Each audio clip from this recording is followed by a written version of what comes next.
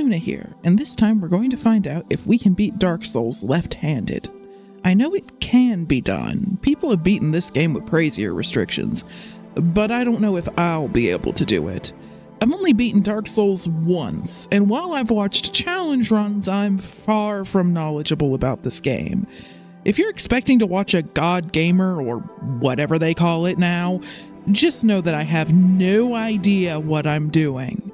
There will be suboptimal routing, missed items, and we probably won't have the best build. And that's okay. We're here to have fun. On that note, I've never watched a left-handed run, and I won't look any up while I'm playing this run. I may look up other things, but it's no fun to me if I copy someone else. Now let's go over the rules. All damage must come from our left hand. Our right hand can be used for buffs and healing. We can equip weapons in our right hand to show the differences in the left and right-handed movesets, as long as no enemies are damaged. If we damage an enemy with our right hand, then we must reset the enemy's health before we make any progress. Direct damage spells and items are not allowed. Sorceries, pyromancies, miracles, and firebombs can be used with the left hand as easily as the right, and would allow us to breeze through this. We can use spell tools melee attacks. Weapons that require two hands, like bows, are not allowed. No glitches, exploits, or gameplay mods. We're using DS Fix locked to 30 FPS because the Prepare to Die edition is the only version of Dark Souls I have, and I'd like to play and record this at a decent resolution. We're also using the same graphics mods I used in my Let's Play of Dark Souls on this channel. They're listed in the description if you're interested. None of them affect gameplay. Sorcerer and Pyromancer are out because we can't use direct damage spells like soul arrows or fireballs, and I'm not sure if buffs like magic weapon work with weapons in our left hand. I have no idea what the left-handed movesets of the starting weapons are like, so I don't know if we'll need more dexterity or strength. I considered picking the cleric, but we'll have access to miracles once we get to Firelink, so I decided to go with the knight. They're a decent all-around class for when you have no idea what you're doing, and we have no idea what we're doing. Getting past the Asylum Demon took a couple tries. It took a moment to shake the rust off, but our damage wasn't too bad. We can't perform a plunging attack with our left hand, so we take fall damage entering the fight and obviously miss out on a lot of damage. Yeah, I have to get used to the idea that honestly this game wants you to dodge later than you want to dodge. Because my instinct is to dodge just a few beats before, you know, the game really wants you to get your iframes. If you panic roll too early, then you will just get it. Come on, come on. There we go. That was the easiest one. You can't parry riposte, you can't plunging attack, you can't backstab. Yeah, you can't two-hand. I was debating whether to even allow that. As I've clarified already, if I want to just stand by a bonfire and show, like, here's the right-handed moveset, here's the left-handed moveset, that's fine. That doesn't break the rules of the challenge as long as I'm not hitting an enemy. Yeah, we're not getting by them. Bye. Got what I wanted. I lost 200 souls, you can keep it. Once we're past the Asylum Demon, the game opens up. We took the Master Key as our gift, so we can go to a lot of places sooner than we'd otherwise be able to. We could get the red Tearstone ring and power within by opening the door in the new Londo ruins to get to the Valley of the Drakes and Blighttown, but getting past the enemies in those areas right now sounds difficult, at least for me.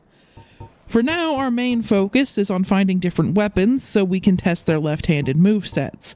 We grab the Zweihander and Winged Spear from the graveyard, and then we move on to the Undead Burg to talk to the merchant. We have the stats to use most of the weapons he's selling, although the Scimitar and Rapier require more dexterity than we currently have. Okay, that was a bigger jump than I thought you could make.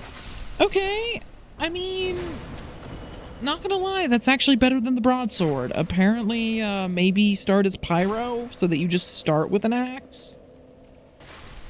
And even if you hit, like, it's even worse if you whiff. But I was hoping, like, okay, maybe if you hit, you'll bounce back up and be able to hit again really quickly. No. You hit super slowly with this thing. Is just a fact of life. At least in the left hand. Now that being said, it hits like a truck. Yeah, definitely liking that. That feels almost normal. I mean, I don't have my shield, but, you know, learn to dodge, I guess. Or just get really heavy armor and havel your way through it. But yeah, that honestly doesn't feel too bad. I'm surprised. I figured that they would make the spear attack like super duper slow, like the right-handed heavy attack. And that it would be a problem, or worse, your character would try to swing it like a baseball bat. Of the ones we can use, the spear is the best, in my opinion. Its left-hand attack is slower than its R1 attack, less damaging than its R2 attack, and we lose other parts of the moveset, like the attack after a backstep or the forward charge, but it's better than most of the others. After we take out the Taurus Demon's cheerleaders, it's time to grab the bull by the horns, so to speak. Oh. Oh no. That damage is a harsh drop from what we saw against the Asylum Demon, and we can't get plunging attacks, so this is what we're stuck with. Combine that with my horrible dodging and the fact that the camera doesn't know what to do when we try to give the Taurus Demon a hug, and we're going to be here for a while. Far longer than I'd care to admit, but we beat him. I'm not going to claim I had any breakthroughs here. I might have gotten a little better at dodging him. Maybe, if you squint. But mostly we hit our head against the wall until it broke. Okay, please don't freak out, camera. Please don't freak out.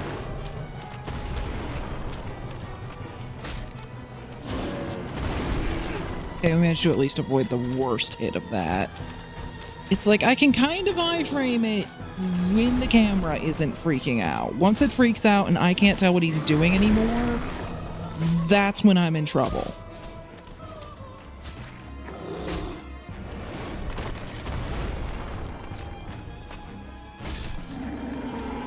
Okay, I have never been so happy to kill the Taurus Demon in my life.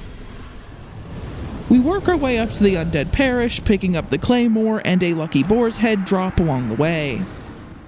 So I don't think we can currently attempt to use the Claymore, but if you look at its required strength, yeah, required strength 16, that's not nearly as much commitment as required strength 24 for the Zweihander. And yeah, it's an ultra greatsword versus a greatsword, but their movesets are pretty similar. So I would assume that the one attack we're going to get, whatever it is in the left hand, I wouldn't be surprised if they're the same. So if I don't like the one that comes out of the Claymore, then I'm probably not going to bother investing in strength that far to use the Zweihander. If I decide I really do like it, then we may end up doing a strength build. Who knows? Oh, you're not attacking. I usually try not to attack all those who aren't attacking. Sorry, buddy. You probably weren't attacking either. I suppose one thing that we could do is that we could, like, put it in our left hand, and then, yeah, we can use it to block. That's great. But we're having to switch. Like so. In order to swap between attacking and defense. We don't just, we can't have them both ready at the same time, because sadly, even if I was willing to put a shield in the right hand and block with it, your character, blocking with your right hand is apparently just a foreign concept to you righties, and you can only punch with that arm. So yeah, not even an option. The only way for us to have a shield and actually block with it is going to be to, like, switch between it and our weapon. Which, so if I were to block like this, come on. Okay. Yeah, no, they have enough time, and these are going to be some of the slowest enemies in the game. Because, yeah, we don't even have our forward kick, for anyone wondering. Like, the only way for us to do one is to technically use a right attack. And yes, we are technically using our foot, not our hand. But there are two pitfalls. One, I'm kind of saying it would still be using a right hand attack because you do have to use R1 to do it. And two, if I flubbed doing the kick, we would punch, which would even more blatantly be doing a right attack. And even though the damage would be minuscule, I'm reluctant to do it. So, yeah, that's why we're not doing that before anyone starts screaming that there's a kick that I could be using to get past their shields. Not for us, there isn't. That is a laughable amount of damage. Laughable. That was like, what, 6 damage per hit? Something like that? 7 glorious damage per hit. Full friggin' stamina bar, not making a dent. Alright, now again, I'm allowed to see if there are damage differences. I'm just not allowed to make any progress, like killing an enemy for souls or anything like that. So I'm allowed to punch this guy with our right hand just to see if there's a damage difference. And then after that, we tap to, run away and reset him. There is, in fact, a pretty big damage difference. That was 15 damage. So yeah, I guess with that amount of damage, I could see this doing something at least. I still wouldn't call it good. But yeah, there's a big damage difference there.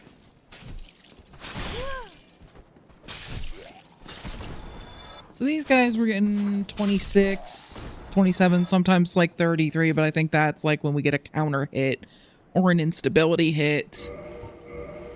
So we're going to say 26, 27 with our left-hand attack. Let's see what right-hand light looks like. 26, 27. So for the spear, it's like we are stuck with a slightly slower right-hand light attack, which isn't terrible, but apparently for some weapon types, that's not going to be the case, and the damage actually will be significantly worse than even the right-hand light attack, in addition to being slower or having shorter range or any number of other potential problems. So that's just something I'm going to have to be aware of if I decide to try other weapon types. Once we make it to Andre, we can reinforce our weapons to +5. We've been using the Claymore, whose left-handed attack is similar to the first hit of its R1 combo, and the Winged Spear, whose left-handed attack has good range and comes out reasonably fast. So we'll upgrade them first. The Balder Knights and Hollows drop Titanite shards, so it's time to grind. We're back, and we've upgraded the Claymore and Winged Spear. We've also gotten enough strength for the Zweihander, an ultra greatsword, as opposed to the Claymore, a regular greatsword. Their left-handed attacks are similar, but ultra greatswords are slower, have longer range, and hit harder. It might be useful if I can get the timing down. While grinding for Titanite to upgrade the Zweihander, we got a Boulder Straightsword. It was mentioned repeatedly as being a good option for dual wielding, which is the only context where I've been able to find any information about left-handed weapons, but I suspect they meant for this weapon to go in the right hand because it's a straight sword, the same weapon type as the broadsword from earlier, so its left-handed attack is the same punch with a sword that doesn't work very well. There are other weapons that could be useful, like the Demon Spear, Silver Knight's Spear, and Notched Whip, which are in or near the Painted World in Anor Londo. The Black Knight Greatsword and Great Axe will be worth looking at if we're lucky enough to get them, but sadly the Black Knight's Halberd will likely be stuck with the same attack as the regular Halberd in the left hand, which I wasn't very impressed with. The Gold and Silver Tracers are worth trying too, but they're in the DLC. Looking at the weapon upgrade paths, it seems like most paths, other than the standard path, reduce or remove strength and dexterity scaling in favor of higher base damage, a second damage type, or faith or intelligence scaling. We aren't investing in faith or intelligence because most spells don't work on weapons in the left hand or deal direct damage and aren't allowed in this run. This makes weapons like Velka's rapier and the Moonlight Butterfly's horn less desirable because they scale with intelligence.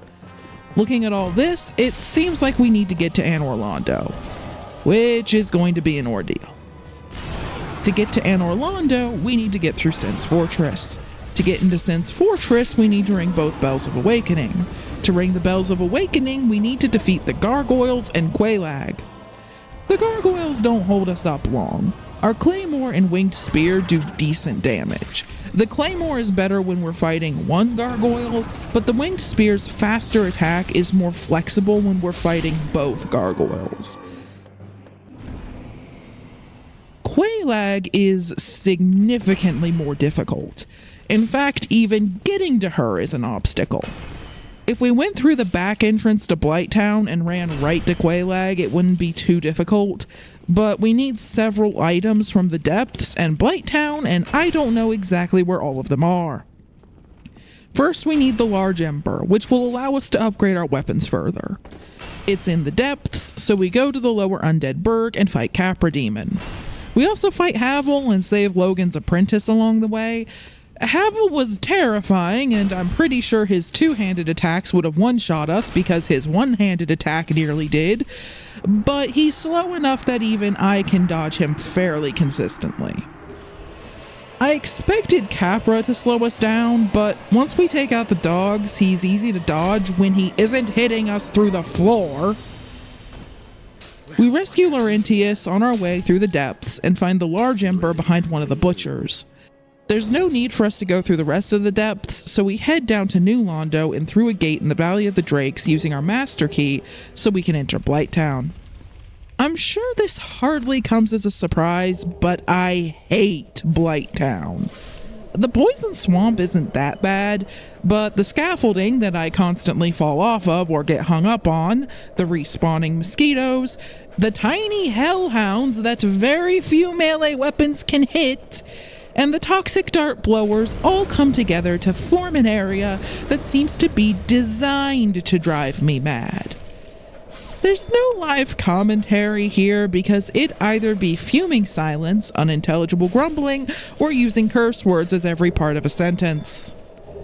I tried different weapons, and in the left hand, the Claymore is decent against most enemies, but it can't hit the hellhounds with any consistency. Those little devils cost us our liquid humanity when we were getting the Firekeeper's soul.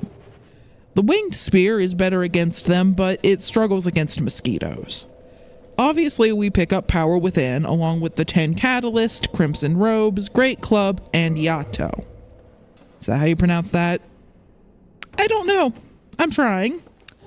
The Yato is single-handedly responsible for kicking my blood pressure through the roof, because it's at the far end of Blighttown from where we entered. I wanted to try it because in the right hand it's fast and can bleed enemies, but in the left hand it's slower and I suspect we'd have a hard time hitting fast enough to proc bleed. It's time to fight Quelaag, and our damage is absolute crap. I should have looked for large Titanite shards to upgrade our weapons after I saw that, but I was stubborn. Even though I only beat her during my casual playthrough by using copious amounts of magic, and we aren't summoning, so there's no Mildred the Man-Eater to save us. I knew hugging Quelaag would mostly allow us to avoid her sword attacks, and there were opportunities to attack her while she was spewing lava, so what's the problem?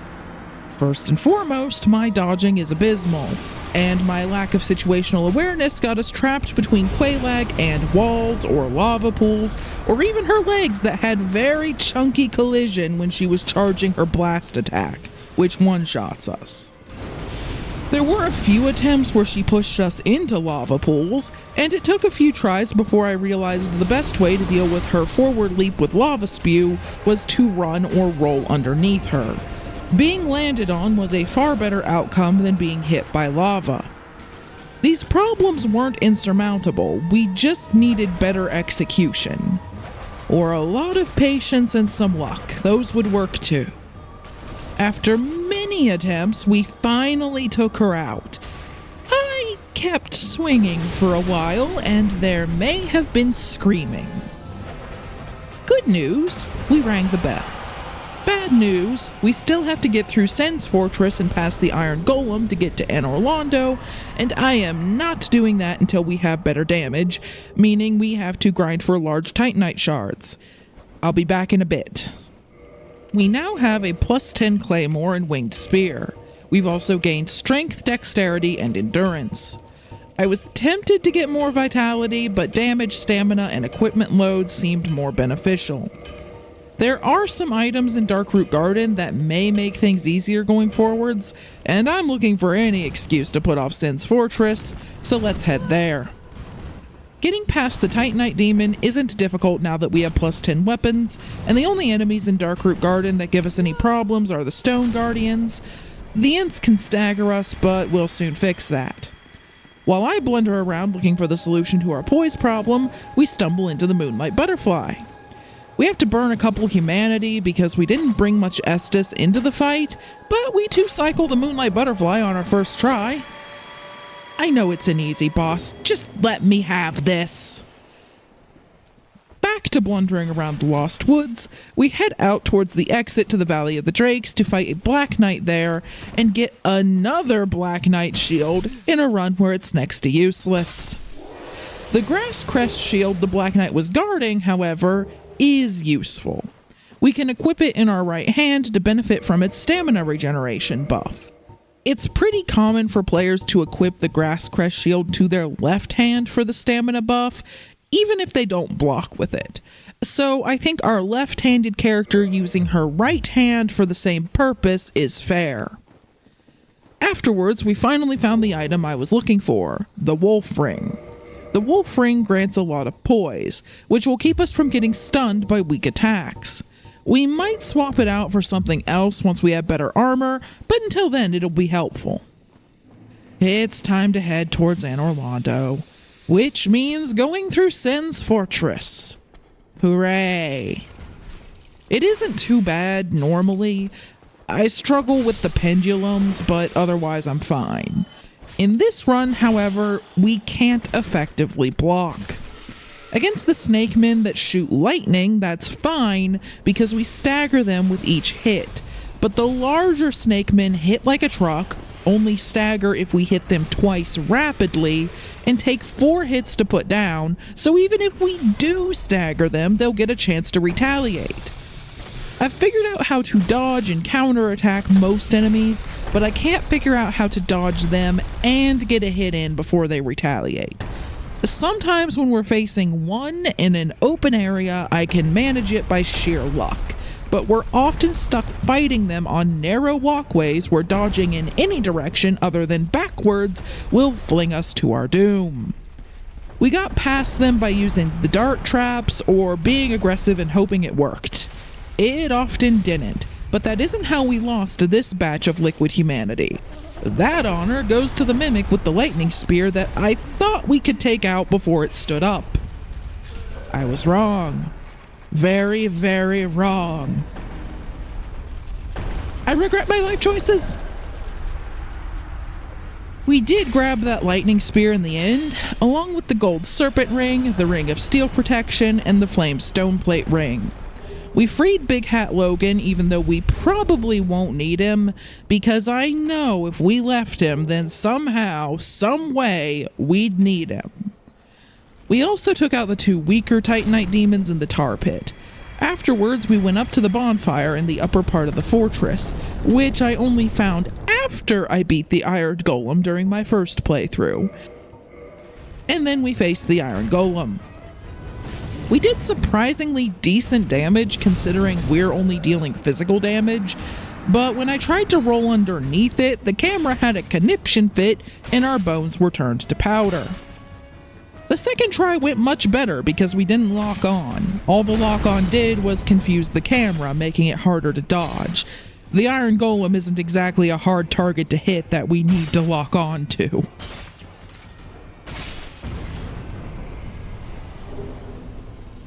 We get abducted by demons that kindly drop us off in Anor Londo.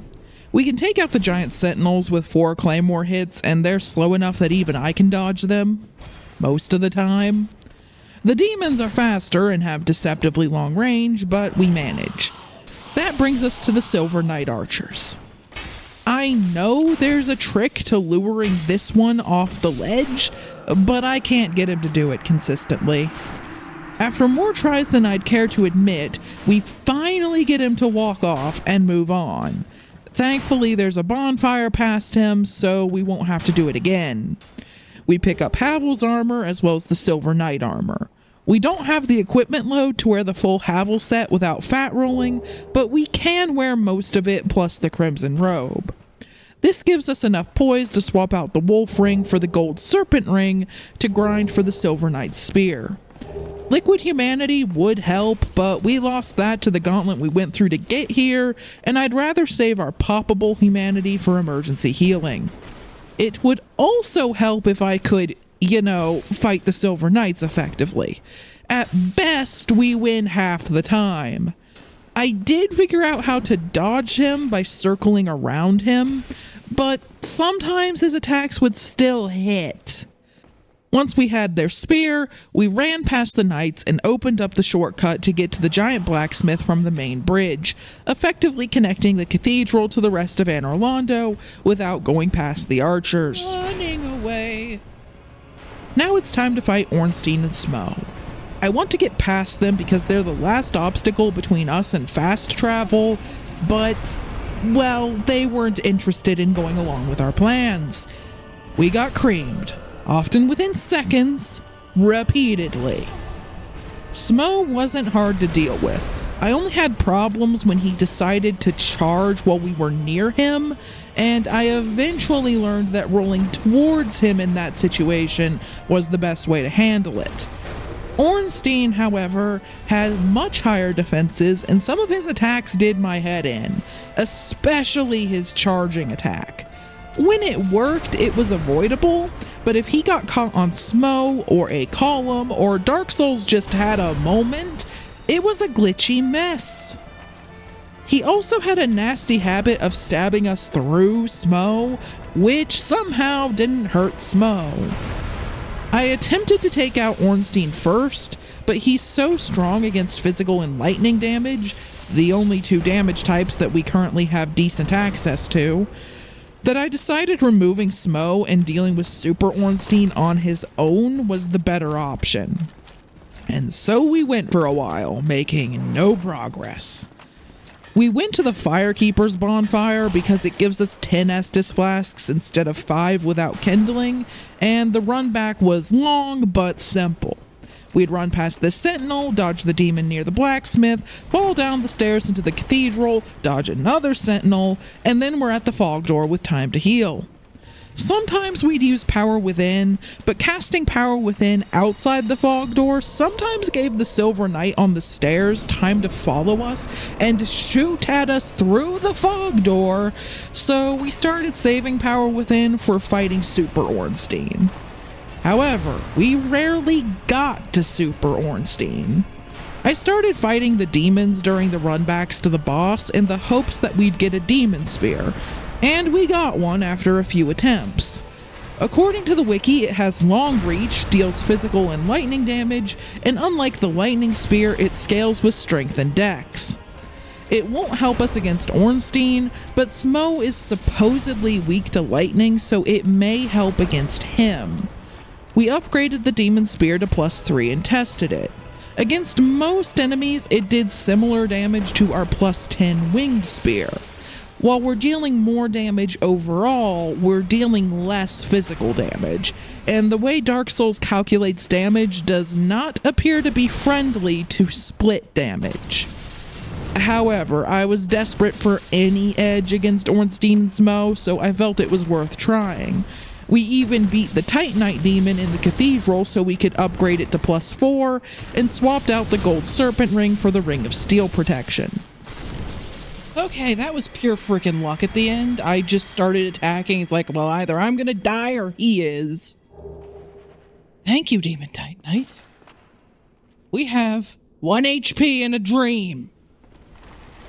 I considered putting on the Ring of Favor in protection, but once we put that on, we can't remove it without losing it, so I'd like to make do without it if we can. We also used poppable souls for enough endurance to equip the Silver Knight Cuirass and our Claymore with the rest of the Havel set. All this did help. The Demon's Spear was good against Smo, but as expected, it barely hurt Ornstein. It's important to note several methods of improving our damage, such as two-handing, buffs like Magic Weapon, and even items like Charcoal Pine Resin cannot be used on weapons in our left hand. Why? Seriously, FromSoft, do you all have atrophied left hands? Why are they so alien to you? We tried using the Iato to get Ornstein to bleed, but it never procced. I wouldn't be surprised if he's resistant, and we can't get many attacks with the Iato in quick succession in our left hand. That left the Claymore. We don't have enough equipment load to equip it and the Demon Spear at the same time, so we have to switch weapons after we take out Smo. It's doable, especially if Ornstein shot lightning at us while we hid behind a pillar and went through the menus, but things could go wrong if he charged in while we were swapping weapons, and that cost us a few attempts. The Claymore did more damage to Ornstein than our other weapons, and the best way I found to avoid being hit was to get right under his feet, as long as we moved away when he jumped. So its shorter range didn't matter. That being said, we weren't doing great damage. My dodging was questionable, and we could only take about 2 hits. We'd been beating our head against this wall for 2 or 3 hours, and we were only getting to Super Ornstein once every 3 attempts at best. I don't doubt that it was partly due to skill issues, but it also depended on how Ornstein and Smo moved in the first phase. We wanted Smo to charge in while Ornstein got caught on a column or something, so we could hit Smo without getting blindsided by Ornstein. It helped if Smo leapt away from Ornstein so we could separate them, but if he stayed next to Ornstein, things were a lot harder. More health would have helped, and if I were to do this run again, I'd return to the asylum to get the doll before heading to Anor Londo so we could enter the Painted World to grind for vitality.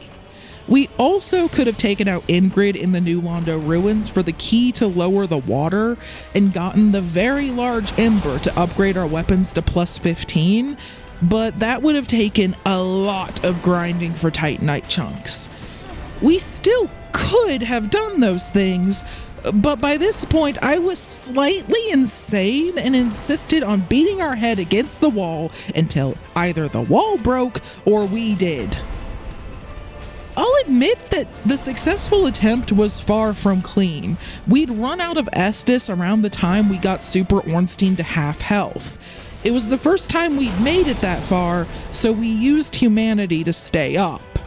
The end was an absolute mess. Our health was low, but throughout this whole ordeal, the part I struggled with the most was safely retreating, so I figured our best chance was to try to end the fight, and by some miracle, that worked. I'll let my reaction afterward convey how much humanity this cost me.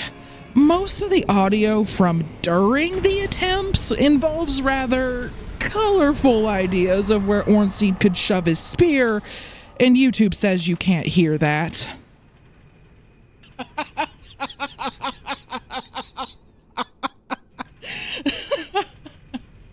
It may have taken some humanity, but I finally beat him.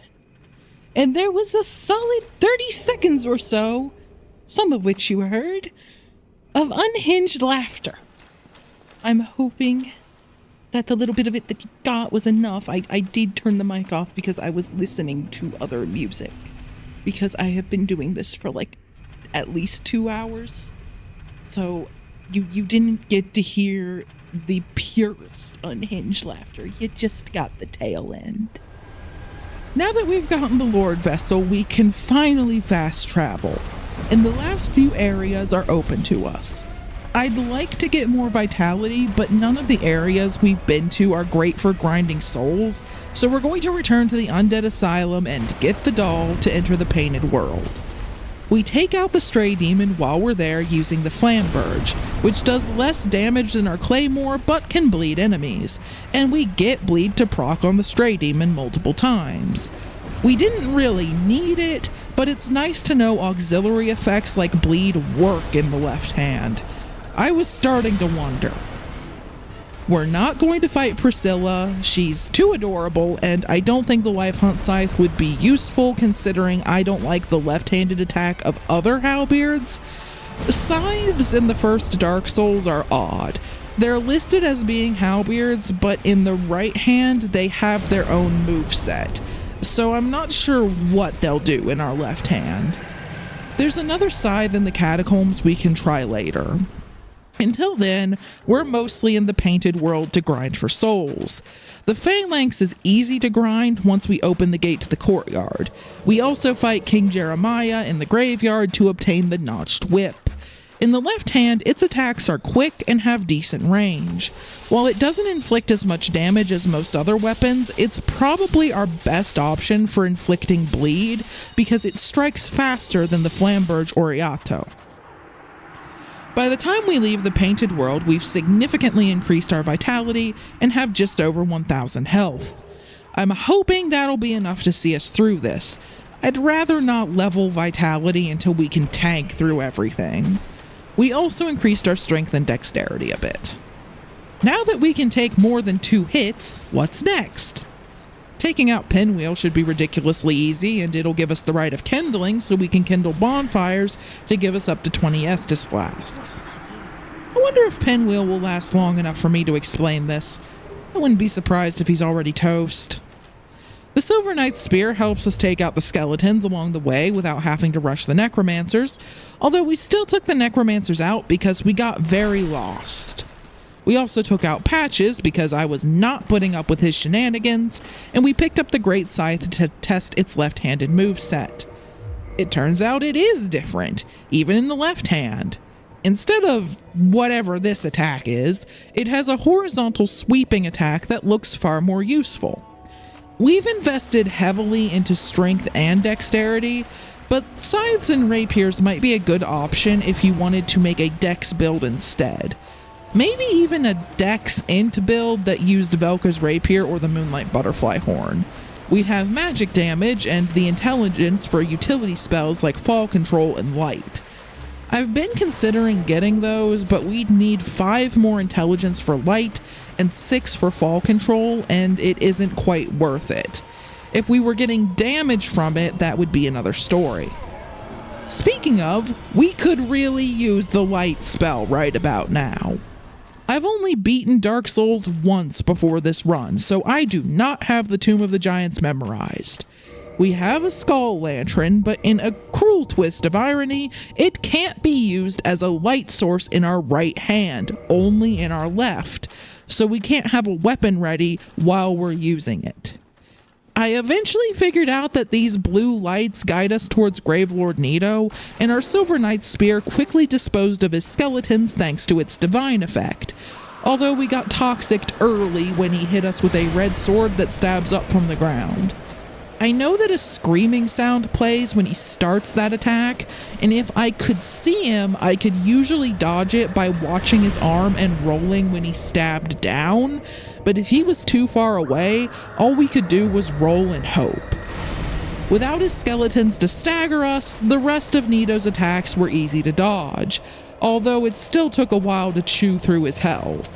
Our Claymore had enough reach to usually hit through his cloak, but there were still some questionable misses.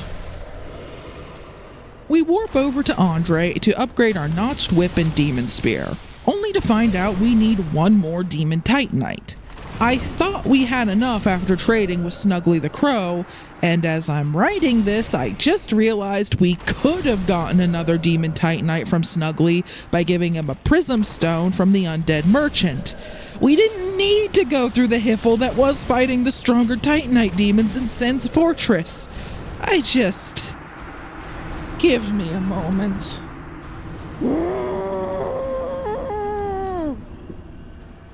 Moving on from that, psychic damage. We can't upgrade our Claymore or Winged Spear further until we bring Andre the very large ember from the New Londo ruins. So it's time to fight ghosts. To be honest, they aren't that bad. 2 hits from our Demon Spear banishes them to the Shadow Realm as long as we're under the effect of a transient curse. And Ingrid gives us the key to the seal we need to lower the water because we've gotten the Lord's Vessel. We grab the Curse Bite Ring while we're here. It'll be useful for Seath.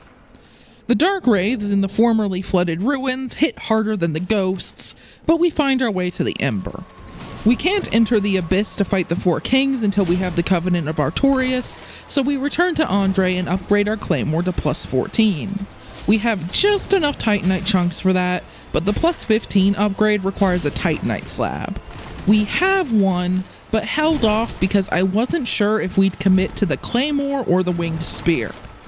Spoiler, we returned to Andre to upgrade the Claymore because it rocks with our high dexterity and strength. When I started this challenge, I thought smaller weapons like daggers or rapiers would have better left-handed movesets, but we landed on giant swords and spears. I think rapiers could work if we'd invested less in strength and more in dexterity and intelligence. If you wanted to focus solely on strength or strength and intelligence, then the Demon's Catalyst, Manus Catalyst, or Great Club type weapons would be the best options in my opinion. Great Axes have an attack similar to the Halberd's left-handed attack that I found difficult to use. We still have Seath, the Bed of Chaos, and the 4 Kings, and the DLC bosses. There's also the Gaping Dragon, Priscilla, and Gwendolyn, but I'm not going to fight them because Priscilla is too cute, and frankly, I don't find the Gaping Dragon or Gwendolyn interesting. I think now is a good time to take on the Izalith Gauntlet. Let's face it, nothing we do will make the Bed of Chaos any less frustrating, and I don't think the other Izalith bosses will give us any problems either. First up is Ceaseless Discharge. I was planning to cheese him by leading him back to the fog door so he'd jump and we could push him off the cliff, but for some reason he would not jump. He just stood there and hit us with fire blasts. I've gotten him to jump before, so I don't know why he refused to here. Comments on whatever I'm doing wrong are welcome, but we ended up fighting him normally. It was certainly harder than pushing him off the cliff, but we had enough health and Estus to survive some iffy dodging. Next up was the Demon Fire Sage, which is the last boss I know is prone to bleed, so we're going to give our notched whip some time to shine. It took me a moment to find the right pattern, but we got the Demon Fire Sage stuck in a butt slam loop, where we had just enough time to hit him 3 times and roll away in between each slam. Coincidentally, 3 attacks in quick succession were enough to proc bleed, so it was a first try victory. The Centipede Demon was trickier because I have a really hard time telling what it's doing when we're close to it, so we flailed around hoping for the best and rolled away whenever it jumped up.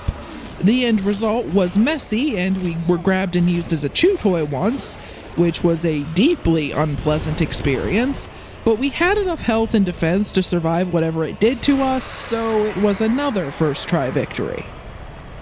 Ah, the Bed of Chaos, a disappointment by every measure. Are there any challenge restrictions that change how this thing works? That's an honest question. I can't think of any off the top of my head. I don't have the death pits memorized, so we fell to our doom a few times, but we figured it out. With a second Great Lord's soul collected, it's time to head to the archives. We allow Seath to have his hollow victory and toss us in jail. I know it's possible to skip, but 1, that's arguably against the rules, and 2, So we want the Firekeeper's soul from the cell that Big Hat Logan is in, and according to the wiki, that area isn't accessible if the prison sequence is skipped. To be honest, getting through the archives and the Crystal Caves was far tougher than Seath himself was. Even with our armor, the Crystal Hollows in the archives hit hard if they'd been buffed by the channelers, and our complete lack of ranged damage made some of the channelers and archers difficult to take out until we opened up the shortcuts. As for the Crystal Caves, who thought invisible floors were a good idea? Seath took us out via curse buildup even with the curse bite ring, because for once he did the sweeping breath attack that hits us even if we hit in his armpit? Whatever you call the area by his side tentacles. Luckily, I bought purging stones for this occasion, and if we'd had more trouble, I could have swapped to an armor set with more magic defense and curse resistance, but with the help of Power Within, we slayed Seath on our second attempt by hiding in his armpit and swinging like a madman. Yeah, that was all there was to it. Things have been going entirely too well since we beat Ornstein and Smo, so let's head for the DLC. The Sanctuary Guardian shouldn't be too bad, but Manus and Calamite terrify me. I only beat them in my casual playthrough by casting a disgusting amount of spells from as far away as possible. And we can't even block. Send help! As expected, the Sanctuary Guardian doesn't put up much of a fight. We had trouble dodging his faster bites and swipes, but he simply couldn't do enough damage to put us in danger. I wouldn't call the battle pretty, especially considering the water, fur, and lightning effects all came together to make the game engine cry, but we got through it fast. Artorias, on the other hand, presented the first challenge since Ornstein and Smo. Our defenses allowed us to tank through his unbuffed hits, but once he was buffed, he could flatten us in 2 or 3 hits. The good news is that we could break him out of his buffing animation. The bad news is that we needed 3 hits from our Claymore to do so, and to get that many hits in with our left hand, we had to start hitting him immediately after he started buffing. At first I thought we could only get 2 hits while he was buffing and that interrupting it was impossible, so I tried playing defensively while he was buffed. I know Artorias' attacks better than I know the other bosses because I had to fight him so many times during my first playthrough, but I still made too many mistakes to be anywhere near consistent. So we tried interrupting the buff again by being super aggressive whenever he tried to get away. Once I knew we could do it, we stuck to being aggressive and tanked most of his hits instead of dodging. It may not have been stylish, but it worked. Kindling the nearby bonfire so we had 20 Estus flasks also helped, and we picked up the Guardian armor set. It has similar defenses to Havel's set, but it's a bit lighter so we can equip heavier weapons without fat rolling. Manus was significantly tougher for us than Artorias. He didn't need a buff to hit hard, although his normal attacks were manageable if we didn't muck up too many times in a row. His magical attacks, however, were nasty. We got the silver pendant by doing our best Solaire impression, but I only found it useful when he conjured a ring of dark bolts that converged on him. For the other 2 spells, I found it easier to move out of the way, assuming I saw them coming, which I often didn't. The hardest part was finding a window to attack. If we stayed in melee range for too long, he'd throw a tantrum and catch us in a multi-hit combo. We could survive it, but it left us on the ground and vulnerable to follow-ups.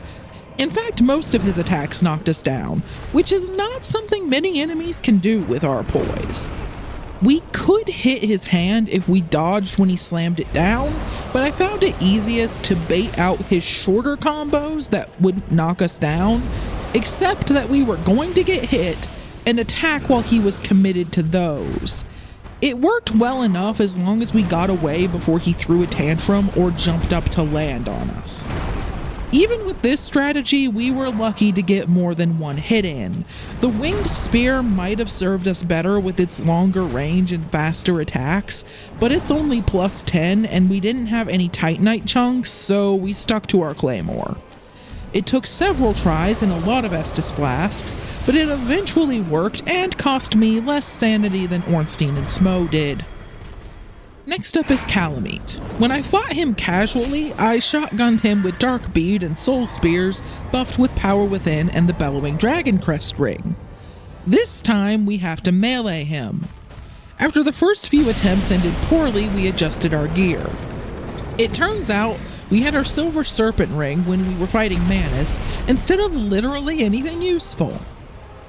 According to the wiki, Calamite does physical and magic damage instead of fire damage. We don't have the magic Stoneplate Ring, so we put on the Ring of Steel Protection for physical defense instead. I wish I could say that we had a strategy, but I didn't have anything even resembling a plan other than avoiding his Calamity Grab. I found his head swipes useful because if we dodged the first one, we could get an attack or two while he was attacking his other side. His breath attacks also presented perfect attack opportunities if we were close to him when he used them. Most of his other attacks would hit us if we counterattacked during them, but unless we were affected by his Calamity debuff, they were survivable. Even if we were affected by it, he couldn't easily one-shot us, so if we stayed back and focused on healing until it wore off, we were fine. With the Izalith Gauntlet, Seath, and the DLC out of the way, only the Four Kings and Gwyn remain. During my casual playthrough, I struggled with the Four Kings. The void they're in makes it difficult for me to tell where they are, but afterwards I learned that they do a lot less damage if we're close to them, so we can tank their hits by running in with heavy armor and hugging them. Then all we have to do is deal enough damage to take out each king before the next one spawns, and we're golden.